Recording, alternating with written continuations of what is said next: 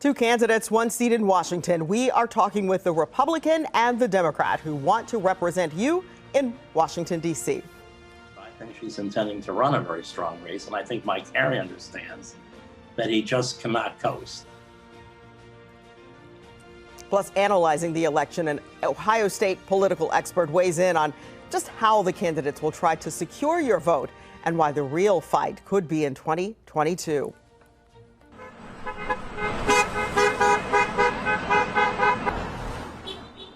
And an Ohio veteran turns 100 years old. The centennial celebration, fit for a hero. Face the State starts now.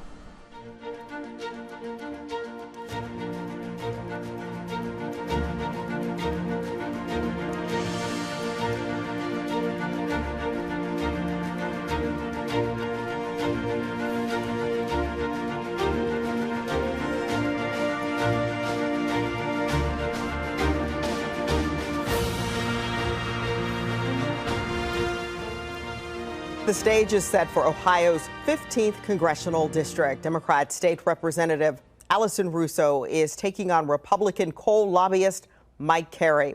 Ohioans in this part of the state will be voting in this race come November. Thank you so much for joining us this morning for Face the State. I'm Tracy Townsend.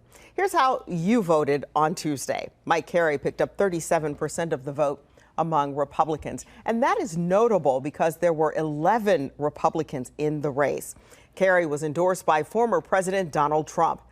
As for the Democrats, State Rep Allison Russo picked up 84% of the vote. There were only two candidates among the Democrats. Russo knows this Republican stronghold is going to be a challenge, but she's optimistic by staying on message that she can win. Well, I think it's important to note in this district, while it is certainly a challenging district, Democrats have won in this district. Sherrod Brown ran and won in this district in 2018 when he ran for Senate. Justice Brunner, who's now on the Ohio Supreme Court, when she ran in 2020, she also ran and won in this district. So again, I've run in tough districts. My State House district was a tough district that I flipped in 2018, have held on to very easily.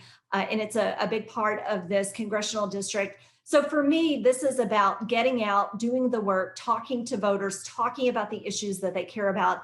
And that is what I am exclusively focused on. There certainly will be a lot of outside voices in this race, but I believe very firmly that this is about the people of this district, about working families and their needs. And those are the things I will be talking about. And I'm running for Congress. As for candidate Mike Carey, he says there are already too many politicians in Washington, D.C. I'm not going to be like your typical politician that is just going to wait to get things done. In the business world, as anybody who's listening knows, we can't wait. We have to act now. We've got a plan. We've got a direction. We've got to move forward. And listen, I'm excited about the opportunity, and I'm excited to earn the support of the people of the 15th Congressional District.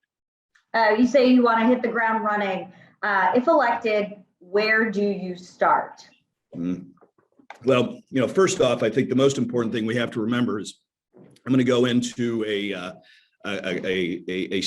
just 1 year term, and literally we have to run again in May, and the district is going to be completely different. So we have no idea what that district's going to look like with this redistricting. But I think the first thing we're going to have to do, and I will do, is push back on this idea of this radical spending that we have. I mean, I've talked to small businesses across this district that can't get people back to work because people are still living on this free money. Mark your calendars. The general election is November 2nd. What happens now? How will those candidates try to get through to the voters? We asked Ohio State political professor and author Herb Asher to weigh in. I think each candidate will try to define themselves and try to define the other. But again, from her perspective, she will try to define Mike Carey as the quintessential lobbyist. The kinds of people that you associate with things that are not all that attractive about politics. And of course, we are going through our own scandal right now as it relates to First Energy and the lobbyists and all of that. So she'll try to link that, and he'll try to maybe link her as, oh, she's one of those crazy liberal Democrats, from Upper Arlington of all places. It is a Republican district, But it's not one of these districts that is so overwhelmingly Republican that the Democrats could not, should certainly be able to run competitively. And part of it will be a function, well, how good a candidate is Mike Carey. Now, Ohio's 15th congressional district, it's not the only seat up for grabs in our state. Northeast Ohio chose a Republican and a Democrat to compete as well. Austin Love with our sister station in Cleveland spoke with both winners in District 11. It was a contentious and fierce race. Now, over. Chantel Brown defeating Nina Turner by a slim margin to win the Democratic primary for the 11th District congressional seat. I'm overcome with a lot of emotions right now, but I do want the record to reflect again, I've never gotten in the race with the expectation to do anything other than win, and I say that humbly and respectfully. So I'm just glad everything worked out according to plan. It was a battle between two different candidates, divided by key political ideologies and also backing. Brown campaigned loyal to President Biden's agenda, and Turner's in support of the progressive left. On council, Brown voted to give more than 32. Differences that clashed in nasty television ads. I don't know if that was a dog fight that took place last time or if it was a cat fight. Now Chantel Brown will be taking on Republican candidate Laverne Gore, who won her primary. Looking at the heated race between Brown and Turner, Gore is now gearing up for an ugly fight ahead. It was ridiculous. It was beneath the entire structure of what leadership in America should mean. So, yeah, I know because I saw it happen. And I would have probably told you, no, that's not going to happen. We're going to be dignified and we're going to respect the office. We're going to respect the people. No, I think I'm up for a cat fight, not a dog fight. Contentiousness that Brown isn't looking to bring into the race. I certainly hope not. As a fellow John Adams rebel, she and I, although much different classes, both came out of the same high school. So I hope we can keep it a friendly rebel rivalry. Both leaning on Cleveland roots to win. I am the 11th district. I grew up here. Both hoping to lead Ohio's 11th congressional district.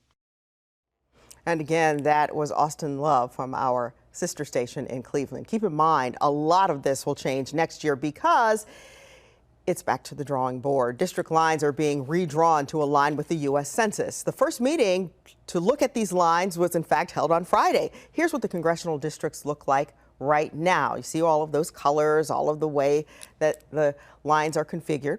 Because of the data from the census, Ohio is actually losing one seat. We're going from 16 to 15. How did the lines get this way? Well, analysts call it quite simply gerrymandering. The way you gerrymander, whether, it doesn't matter, both parties would do this if they had the power to. The way you gerrymander is you either pack or you crack.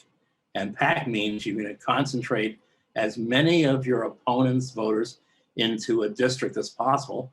So instead of winning it by 53, 55, 56%, they win it by 80%. You don't need 80% to win a district. And so you're winning that district and wasting so many votes in doing that. Cracking is when you take an area and you break it up into smaller pieces. There's another district up north that is the snake along the lake. It literally is a district that goes from Cleveland to Toledo. It's this narrow little district that follows Lake Erie.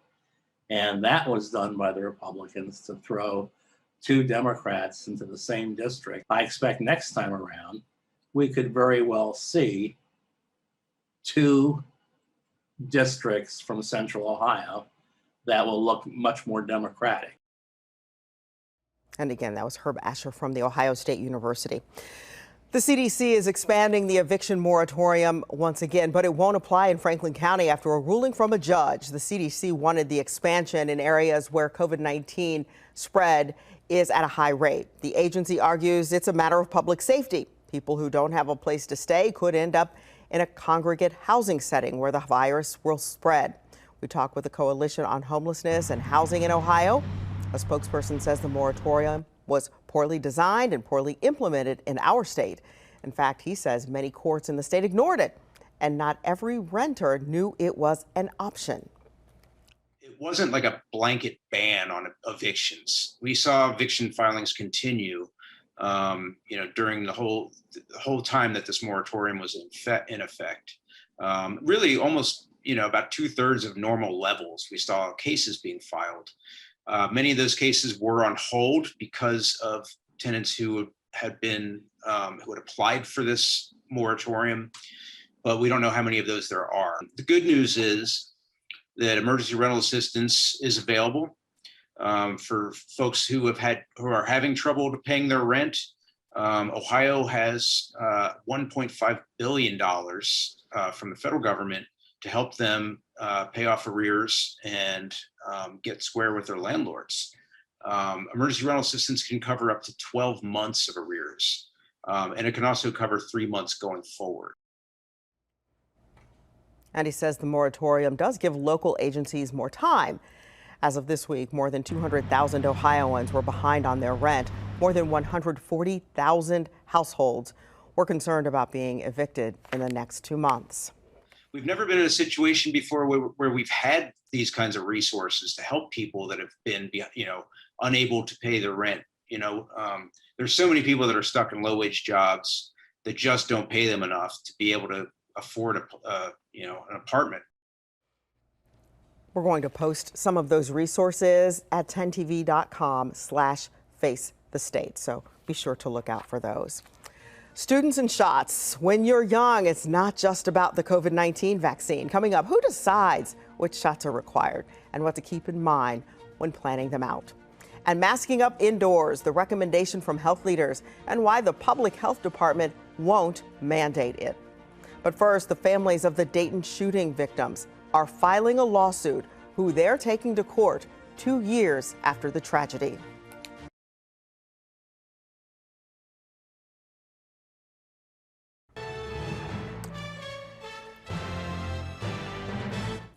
This week marked 2 years since the Dayton deadly shooting, and this week some of the victims' family members detailed a lawsuit against a gun magazine manufacturer. You'll remember that 9 people were killed and 17 others were hurt in the Oregon district. Police responded quickly, and the killer was shot less than a minute after the first shots were fired. The lawsuit is against a Nevada-based company that built the magazine that was used in the shooting. Dion Green was with his father that night. The shooter, us families don't got justice because he took the easy way out. So we need to hold this company accountable. And this not the beginning of my fight. Since my dad died in my arms that night, I've been advocating across the country, fighting against all type of laws, helping victims of crime. This just don't happen one day and it goes away. This is my lifetime. This is my life. Columbus-based law firm Cooper Elliott is filing the lawsuit. The firm believes it's the first lawsuit to focus only on a magazine manufacturer. It's being filed in Nevada, where the company is located. The manufacturer did not immediately comment. Crime and violence are complicated, and although finding the solution might be challenging, both police and community activists say they're trying to slow it down. Take a look at this chart. As of midweek last week, there were 127 homicides in Columbus. That's compared to 77 at this time in 2020, 66 at this time in 2019, and 73 at the same time in 2018. Each number represents a victim who has a family and friends. Police tell us bridging the gap between officers and the community is really the key. Communities across the country and even right here in Central Ohio took part in National Night Out this week. This annual event aims to enhance the relationship between neighbors and law enforcement using block parties and community events to promote a fun, safe environment. We caught up with Columbus Police Chief Elaine Bryant at Marie Moreland Park, where she spent time engaging with families. Both Bryant and Assistant Chief LaShawna Potts tell us they really enjoy connecting this way. It's extremely important. We cannot do what we do without our partnerships with the community. So I think that this is a great way to let people know that we're not divided, we're together, and we want people to be able to speak up when they hear something, say something, be our eyes and ears, and we have a lot of initiatives that we're going to put forth to make sure that we keep our community as safe as possible. National Night Out is held every first Tuesday in August. As the Delta variant of COVID-19 takes hold in Ohio, health leaders are recommending masks indoors. Starting immediately, Columbus Public Health and Franklin County Public Health are issuing an indoor mask advisory. Columbus Public Health Commissioner Dr. Mashika Roberts and other health leaders made that announcement on Thursday. And Dr. Roberts says she would likely have issued a mandate, but cannot because of Senate Bill 22. You can hear what businesses are planning at 10tv.com. Getting kids back to school is a good time to take a look at those vaccine requirements for children who attend public school. First, who decides which vaccines are required? Ultimately, the list comes from state lawmakers, the people you elected to office. Whooping cough, measles, chickenpox, just a few of the diseases you can protect your child from because they are vaccine preventable.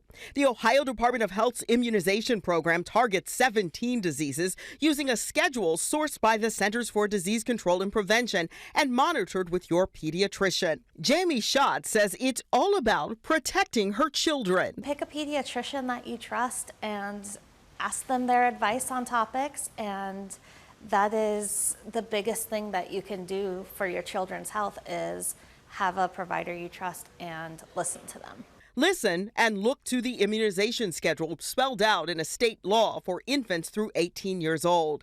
State Representative Beth Liston, who is also a pediatrician, says now in a pandemic, it's crucial that parents have fact-based information. Ohio is actually a leader in oral polio vaccines, and Alfred Sabin was one of the first to develop the vaccine that we could mass vaccinate, and he's from the University of Cincinnati, so Ohio has been a leader there. But what about the COVID-19 vaccine? Will it eventually be included as a required vaccine for public school students? Right now, when we're looking at COVID, obviously it's new and people are trying to figure out what that means for kids and schools, especially as it's fluid in terms of what the risks are from coronavirus. All COVID-19 vaccines used in the U.S. have emergency but not full approval for people 12 and over. Full approval is anticipated in the coming months. Emergency use authorization is expected in early to midwinter for vaccines for kids under 12. But if it will eventually become part of required vaccines for public school children is still a question at this time. Some parents, it's as simple as, did you get your kid that vaccine? And we say yes, and they say fine.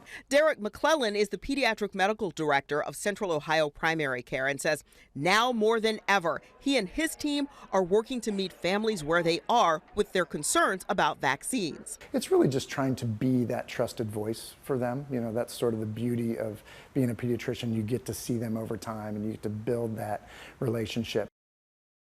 Now, the CDC makes the recommendations on vaccines and the age-appropriate schedule, with the American Academy of Pediatrics working to have lawmakers require them for school. But that full list doesn't change each year.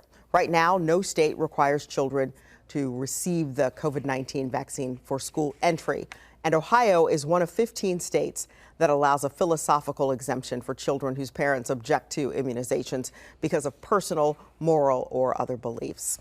This week, Nationwide Children's Hospital, Ohio Health, Mount Carmel, and the Ohio State University Wexner Medical Center announced required COVID vaccinations for employees, staff, and providers. Some have wondered, could mandates like these for Ohio businesses lead to more unemployment in the coming months? 10 TV's Brian Somerville took that question to the lieutenant governor. I don't expect that mandates that come from employers will meaningfully impact the unemployment rate. Lieutenant Governor John Husted says mandating vaccines is a tricky spot to be in, between not wanting to scare people to go back to work with a rising number in COVID cases and not wanting to pressure vaccines on those who don't want it. Most employers have taken the pathway of incentives, not on punishment. And what we're seeing most employers do is say, hey, we want to create a safe workplace for our customers, for our employees. We know the vaccination works. We're going to offer payments, bonuses, drawings to help give people an incentive to get vaccinated. He says all the state can do, provide the best information to the public and businesses and hope they use it. We're a smart, practical group of people in this state who understand what the rules are, what the risks are, and they will make good choices. In the end, Husted says most employers will likely not mandate and will listen to their employees for a consensus. The state's unemployment rate, as reported by the Ohio Department of Job and Family Services, was up to 5.2 in the month of June. With mandates expected to take place in the coming months, some say that rate could go up. Can the state handle that kind of uptick in unemployment? I don't believe that any of these circumstances are going to create an uptick. The decisions of a couple of employers will have a negligible effect on this. In Columbus, Bryant Somerville, 10 TV News. President Joe Biden says he directed the Defense Department to start working on a plan to require the COVID-19 vaccine for all members of the armed forces. Brendan Lewis from our National Verify team looks into the history of mandatory vaccines for the military.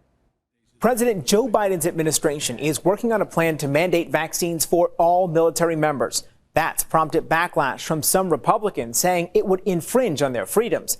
In response, others claim it's hardly an extraordinary move, pointing all the way back to the Revolutionary War. So, let's verify. Is it true George Washington mandated inoculations during the Revolutionary War?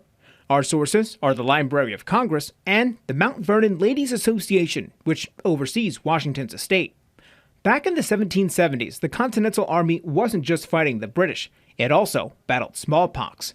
In 1777, Washington described the virus as a potentially greater threat, quote, than the sword of the enemy.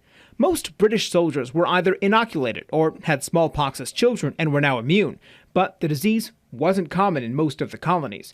Around the time the Declaration of Independence was signed, the Army Heritage Center estimates up to 3,000 men were sick, many with smallpox, causing the Americans to lose control of some major cities. In response, Washington wrote his Director General of Hospitals and ordered him to inoculate new recruits that came through Philadelphia.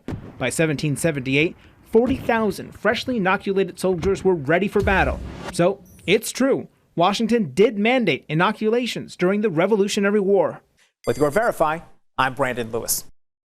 And we work to verify anything you see online. Here's how you can connect with us. We're on Facebook and Twitter, and you can email us at verify@10tv.com. An American hero celebrating 100 years of life. Coming up, we will visit this centenarian's birthday bash.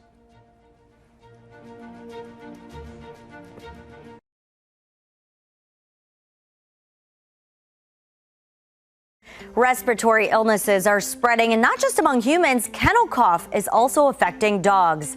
I'm Karina Nova. How to keep your pets protected. Monday on Wake Up CBUS starting at 4:25.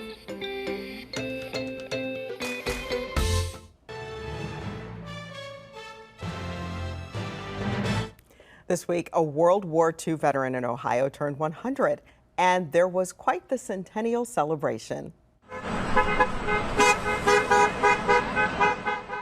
Oh, this is the birthday party for Chester Lloyd Jr. at the Cleveland VA. He served in the Army, then worked and lived in Cleveland, working with at-risk children. There was a horse-mounted police escorted parade. All of this to wish him well. Thank you very much for coming. Thank you for taking a day off. Just thank you for reminding me that 100 years is 100 years. Yes, it is. Mr. Lloyd says he enjoys history. He's a fan of the Browns and the Cavaliers, and he loves to read. And he's looking super sharp on his birthday. Thank you all for being here with us today. We do appreciate it. We'll see you back here next Sunday for Face the State.